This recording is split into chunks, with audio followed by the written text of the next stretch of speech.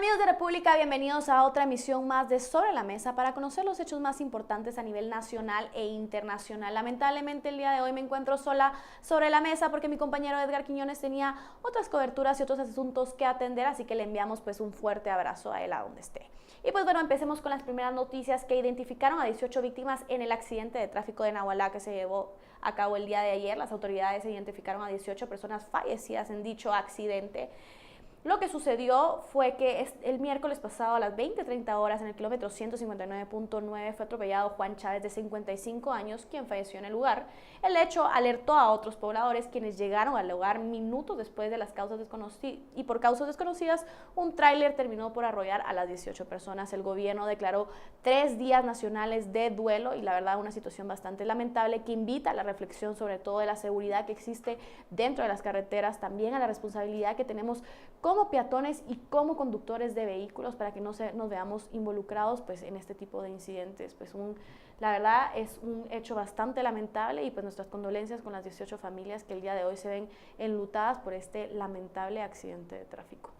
Entre otras noticias, un audio reveló cómo Torres y Alejos gestionaban 40 millones de quetzales para su campaña electoral. Un audio filtrado en la tarde de ayer permitió escuchar a Gustavo Alejos y a Sandra Torres hablando de cómo recaudar millonarios recursos para su campaña electoral del 2015. Se desconoce la fecha exacta de la grabación, pero se asegura que es parte del expediente presentado por la CSJ en la solicitud de antejuicio contra la candidata de la UNE. Recordemos también que el 27 de febrero los magistrados de la CSJ rechazaron esta solicitud de antejuicio contra Sandra Torres. Habrá que ver qué sucede con esto. Recordemos que es vital para un proceso electoral que los candidatos que opten por el cargo de presidencia y vicepresidencia respectivamente, pues cuenten con ciertas características de capacidad, de idoneidad, de honradez. Así que pues esperemos que al final del día el Tribunal Supremo Electoral, la Corte Suprema de Justicia y la Corte de Constitucionalidad pues puedan hacer algo respecto a esta candidatura y se investigue al final del día realmente si existe pues este tipo de financiamiento electoral ilícito y los casos que se le acusan a la posible candidata a presidencia que es Sandra Torres. Al final del día pues esperemos que lleguen los candidatos más preparados al proceso electoral 2019 y que los ciudadanos pues no tengamos que pagar la factura con un presidente que cargue ya con este tipo de delitos detrás. La UNE reaccionó ante este audio de Sandra Torres. El Partido Unidad Nacional de la Esperanza reaccionó diciendo que obviamente el audio es únicamente para desprestigiar específicamente a la candidata a la presidencia Sandra Torres. Pues habrá que ver qué sucede con esto. Yo los invito a ustedes a que estén constantemente informados respecto a sus candidatos a la presidencia y sobre todo pues con esta coyuntura que ha estado sucediendo, que al final del día hemos visto que el TSE discrecionalmente ha inscrito a candidatos que parecen no contar con las características adecuadas para participar en el proceso electoral 2019.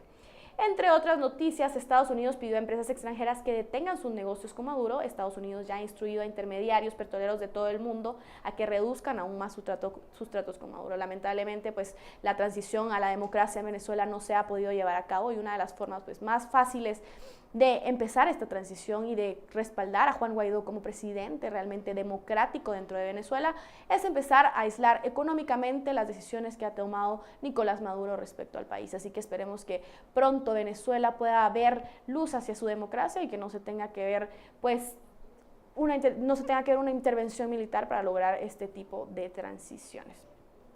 Y bueno, entre otras noticias también, los argumentos del Tribunal Supremo Electoral para apelar otra vez la inscripción de Zury Ríos se basan específicamente en el artículo 186 en el inciso C, donde dice que no podrán optar a la presidencia un caudillo ni los jefes que hayan optado a un golpe de Estado, revolución armada o movimiento similar que haya alterado el orden constitucional, ni quienes como consecuencia de tales hechos asuman la jefatura del gobierno. El inciso C específicamente dice que los parientes dentro de 4º grado de consanguinidad y 2º de afinidad del presidente o vicepresidente, cuando este último se encuentre ejerciendo la presidencia, tampoco podrán optar al cargo de la presidencia. Lamentablemente no entendemos qué sucede con la situación de Zury. Se entendería perfectamente si su padre, que ya falleció, Ríos Montt, estuviera ejerciendo la presidencia, que ella no pudiese optar, puesto que este tipo de medidas se utilizaban para que no se perpetuara el poder dentro de las familias cuando no habíamos tenido la transición hacia un régimen más democrático. Recordemos que el golpe de Estado de Ríos Montt fue en 1982, que esta constitución entra en vigencia en 1985, por lo que los otros argumentos también han sido que la ley no es retroactiva, por lo que no debería de aplicar al caso de Zury Ríos. Esperemos que por el bien de los derechos humanos, al final del día todos tenemos el derecho de elegir y ser electos. Esperemos que Suri Ríos pues pueda participar en estas elecciones 2019 y que al final del día seamos nosotros los ciudadanos quienes decidamos en las urnas quienes queremos que nos representen en el Ejecutivo. Pero bueno, amigos de República, para mí ha sido un gusto informarlos en esta edición de Sobre la Mesa y los esperamos pues mañana para analizar un poco más acerca de la coyuntura al lado de mi compañero Edgar Quiñones. Hasta pronto.